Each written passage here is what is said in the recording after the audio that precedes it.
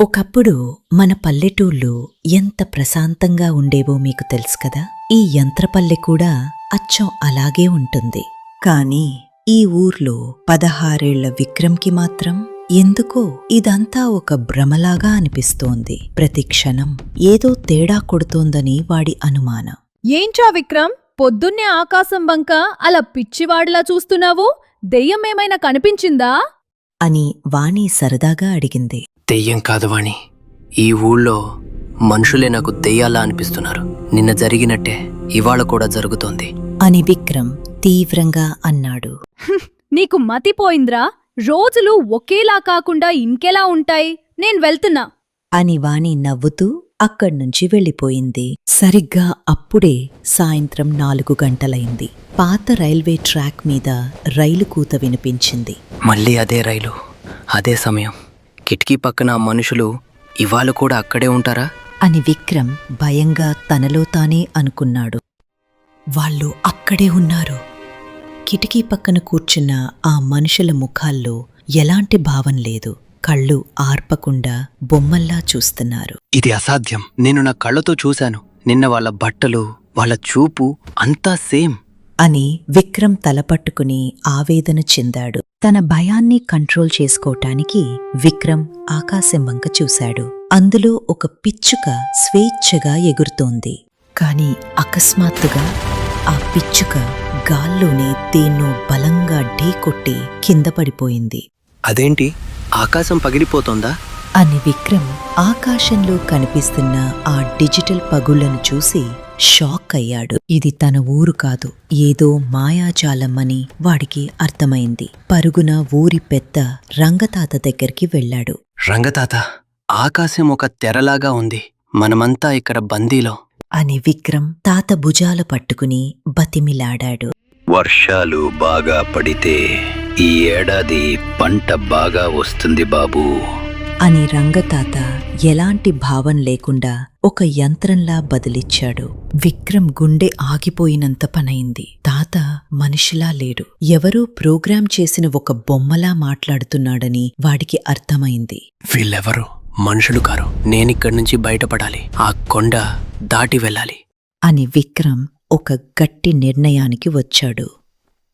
ఆ రాత్రి ఊరంతా నిద్రలో ఉన్నప్పుడు విక్రమ్ ఎవ్వరికీ కనపడకుండా ఊరి చివర ఉన్న కొండవైపు అడుగులు వేశాడు. ఆ చీకటి కొండ దాటి ఎవరూ వెళ్లకూడదని, అక్కడ క్రూర మృగాలు ఉంటాయని పెద్దలు ఎప్పుడూ భయపెట్టేవారు. అక్కడ ఏ క్రూర మృగాలు లేవు. ఇదంతా నన్ను ఆపటానికి ఆడిన నాటకం. ఈ మాయాజాలం వెనుక ఏముందో చూసి తీరుతాను అని ధైర్యం తెచ్చుకుని విక్రమ్ ముందుకు కదిలాడు.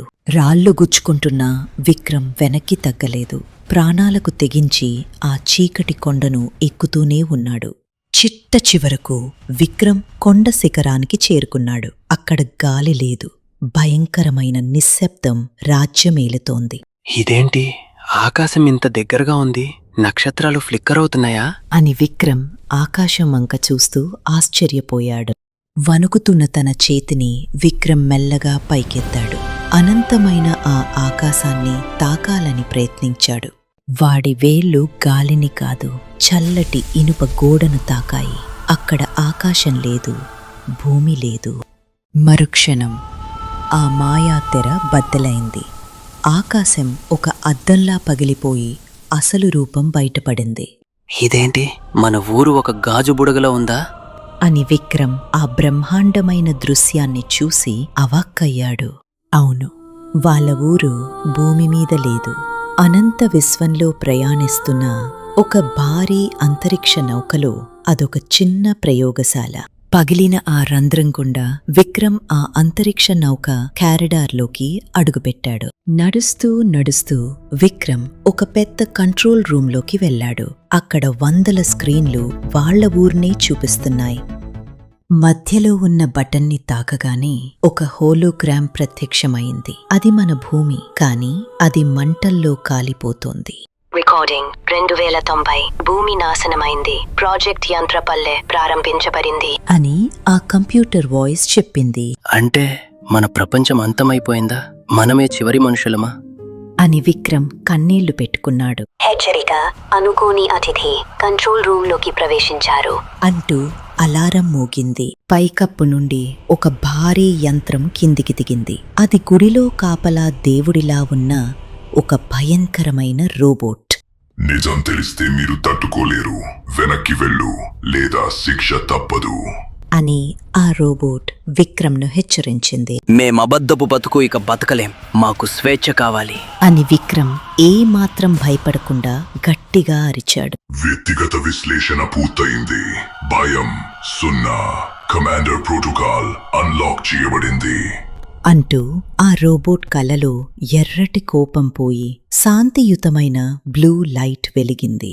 కమాండర్ విక్రమ్, ఈ నౌక 100 ఏళ్లుగా మీకోసమే ఎదురు చూస్తోంది అని రోబోట్ గౌరవంగా పక్కకు తప్పుకుంది. విక్రమ్ అక్కడ ఉన్న ఒక పెద్ద మీటను నొక్కాడు. క్షణాల్లో ఊరిమీద ఉన్న అబద్ధపు ఆకాశం మాయమై విశాలమైన విశ్వం కళ్ల ముందు నిలిచింది.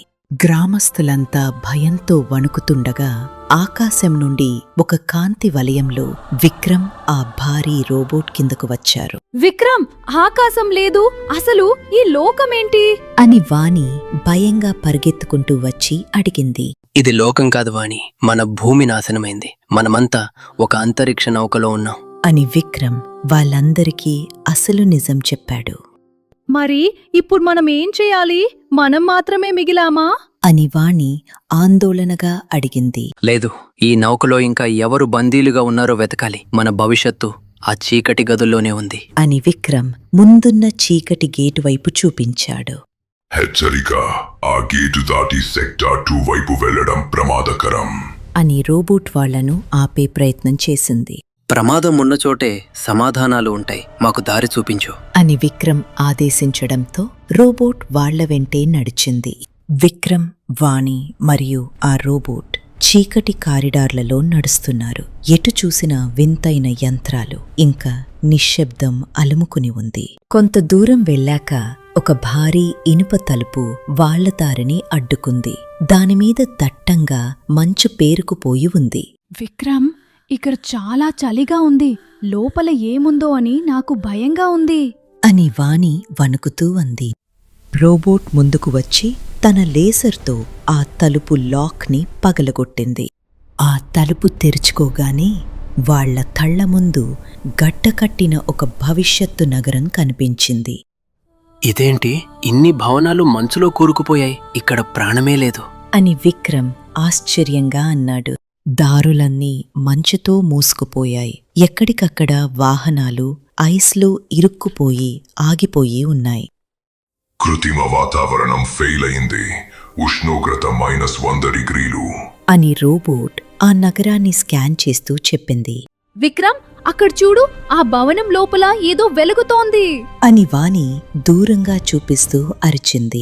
వాళ్ళు అక్కడికి పరుగెత్తుకుంటూ వెళ్లారు. ఆ మంచు కింద ఒక ఆధునికమైన గాజు పెట్టె ఉంది. అందులో ఒక అమ్మాయి ఉంది. వింతైన వెండిరంగు దుస్తులు వేసుకున్న ఆ అమ్మాయిని ఆ క్రయోస్లీప్ పెట్టె 100 ఏళ్ల నుంచి బతికిస్తోంది. ఈమె బతికే ఉంది వాణి. రోబోట్, వెంటనే లాక్ ఓపెన్ చేయి అని విక్రమ్ ఆదేశించాడు. మేల్కొలుపు ప్రక్రియ ప్రారంభమైంది అనగానే ఆ పెట్టెలో నుంచి దట్టమైన పొగ బయటకు వచ్చింది. గాజుమూత పక్కకు జరిగింది. ఆ అమ్మాయి ఒక్కసారిగా గట్టిగా గాలి పీల్చుకుంటూ కళ్ళు తెరిచింది. భయపడకు, నువ్వు సురక్షితంగా ఉన్నావు. నీ పేరేంటి?